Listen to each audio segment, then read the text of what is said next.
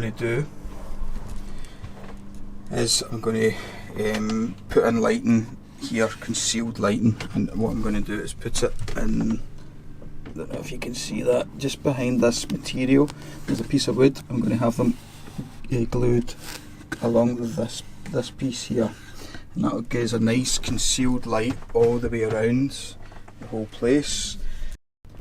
So if it's good enough, I might just get rid of these, because this is these are horrendous, these things actually. They're sort of, well, I've fixed them up a wee bit, but they're not very good.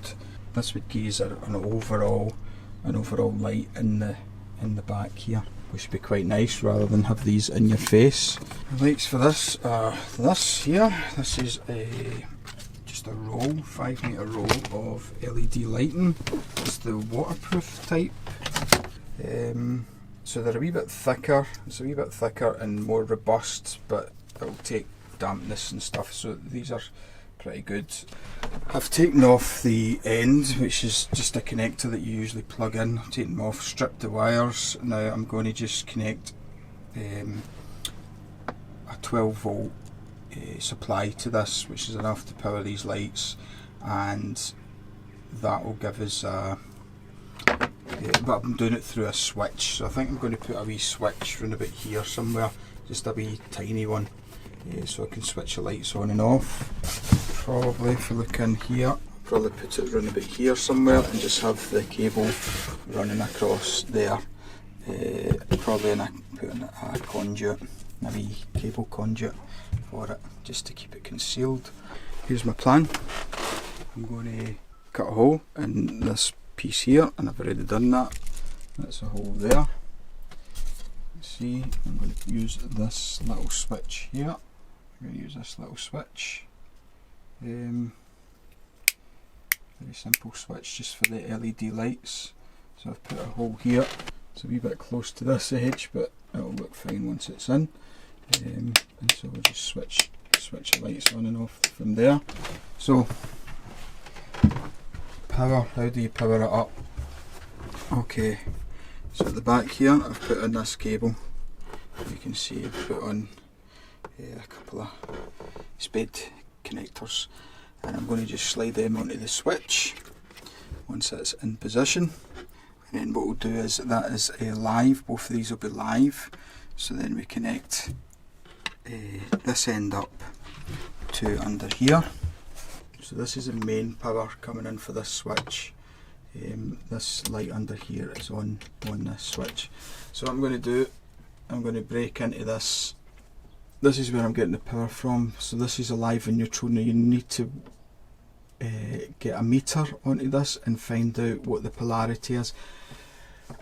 Usually the brown in the Hymer is the earth and the blue is live. It's the exact opposite from the way house wiring is in the UK, so it's very confusing. So just double check, see which way round the positive and the negative is. Now what I'm going to do, I'm going to break in to the live, whichever one is the positive. I'm pretty sure it's a blue, but I'll double check it, and then we'll take the live up to the switch and back to here, and then I'm going to take a cable from here up to the lights and then back into the neutral, if that makes any sense at all to you. And while I'm under here, I'm going to replace this bulb with LED lights as well. So this bulb will be going, so I'll just be cutting that straight out. It'll still be working on this switch, but it'll be LEDs all the way around. So should be a bit better and use less power. I'm a wee bit worried if I leave this open. It gets so hot, that light is really hot to the touch, and it's hardly been on. So it'd be good to get rid of that. Get yourself one of these. This is just a cheap meter. It's very, very cheap, but what it just allows you to check polarities and make sure things are live or not live, and just gives you a wee insight into what's going on. And also it's good for measuring the power on your batteries and stuff, which is important. Right, okay, so now I'm going to just connect all this up in a way that hopefully it will all work. Okay, so I just want to drill a hole through there into the cupboard. so that it's concealed. I've already done it. So what you do is you take your cable, you want to push that through the hole,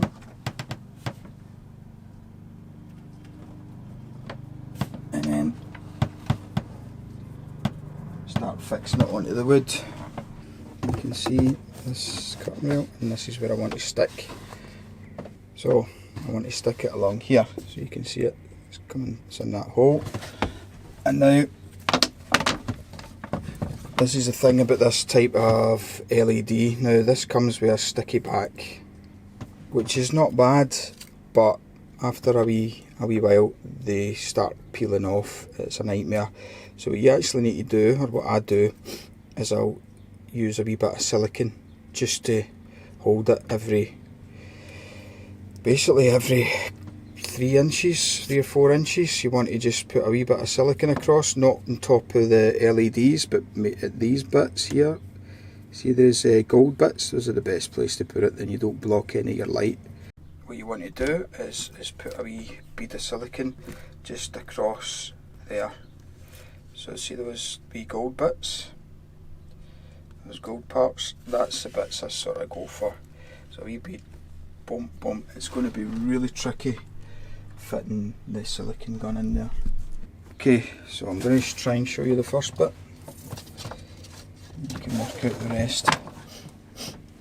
So basically through the hole there, and what I'll do, I'll crimp some cable on once it's through that hole. So basically all I'm doing is just sticking it on now. So you peel the back off and just stick it on.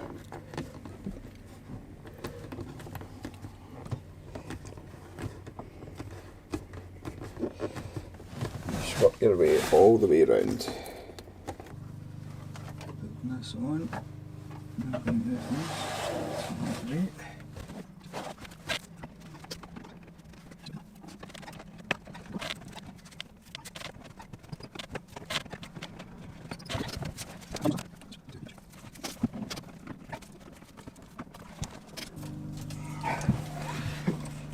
Nearly finished the roll.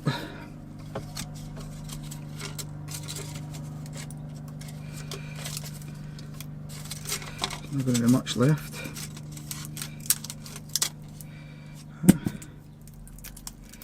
Sometimes they give you a wee join at this end, but this type doesn't have the join at both ends, so just bear that in mind if you get a roll of this waterproof stuff.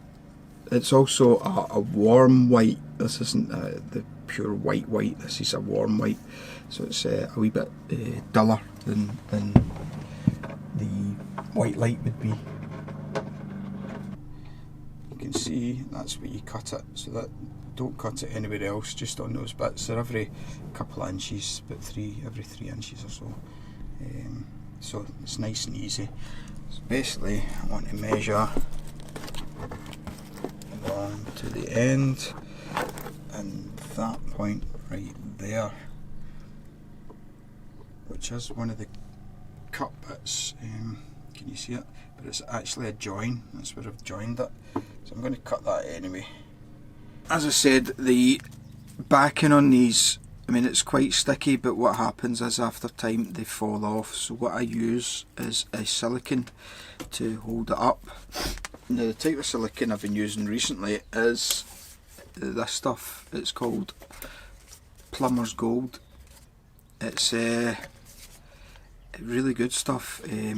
What I would say is don't put it anywhere you want to take it off, because it's really hard to get off, especially once it's set. Even when it's not set, this stuff's really hard to get off. But once it sets, it's excellent. It's like an adhesive and silicone. So and it also this stuff sticks onto wet stuff as well. So it's also good for a temporary fix if you think you've got a leak somewhere in your bodywork. This is good for a temporary fix, but what I would say to you is it's a temporary fix. Make sure that you can get it off again if you use it. I've used it a few times on the outside just as a temporary fix, because I never had the Silkaflex to put on, but I didn't want it deteriorating anymore, so I used a bit of this. What I would say is, it sort of stays slightly tacky when it's dry, just a wee bit, you know, when it's outside, and so it picks the dirt up, something chronic, it really goes black. So if you're using this stuff, just be aware. The reason I used it is because it's good in the wet. So with being good in the wet, it means you can adhere stuff in the rain. See, when you go, oh my god, I've got a leak somewhere, you manage to trace it, and you get to the point, but you can't put any sort of silicone on there because it will never stick. That's where this stuff comes in handy. You can put it on, but just be aware that if there's any dirt or anything round about, it will go black, it will pick up the dirt. Even like a week later, it still seems to pick up the dirt. I've got stuff on the outside that I need to just spend ages scraping it all off, because it's, you can see where my finger's been, and it's just a wee thin layer, but it's went all black and dirty. I'm using this, but when you use it to hold these things up, it just needs a tiny wee amount. So you're looking for, as I said before, you're looking for the breaks, the bits where you can cut it, and you just want a silicone from one side to the other. It's like a wee silicone loop just to hold it in position, and once you do that, it will never move again. I've never had any of it coming off. The backing sort of peels away from the wood eventually, but the silicone holds it in place, and it seems to work well, and it's better than trying to glue the whole, you know, put another glue on the back of that. It's really a messy job. This is the best method I've found. You don't need to use this stuff, you can use any silicone, you could even use Silkaflex if you wanted to go down that route. When you're using this, it's always good to have a bit of tissue or toilet roll like here, or kitchen roll, just something to keep your fingers clean, because if you touch this, you do not want to get it everywhere round about, so you've got to be quite meticulous, and you want to just try and glue this on as quickly as you can. You want to actually put your lights on and then glue it on almost straight away, otherwise you find it starts falling off, and then if you're trying to put this on and it's not sticking anymore, you just get into all sorts of problems. So you want to try and do it in a oneer, and you know, do the whole job before. So don't be sticking the lights up and then leaving it for a few days, come back, oh, I'll glue it now. Make sure you've got everything you need before you start. Okay, so this, I'm going to have to open the window a bit, and basically you just want to look for those wee silver tabs. I'll do this one. Boom. So all I'm doing is putting a wee blob on. Once you recognise where they are, you can do it quite quickly. Just get round them. And then I'm just giving it a wee press in, so I don't have big blobs of silicone. Just making sure it's touching. Just work your way around doing that, and that's absolutely fine. You'll be there in no time. Probably better if you clear the place out as well before you start. And this gets a wee bit awkward because you want to not get your curtains covered in silicone, so just be very careful. Again, make sure you wipe your fingers all the time, and this is comfy. Just take your time at the corners, and then once you're past the corner, you get on with business again.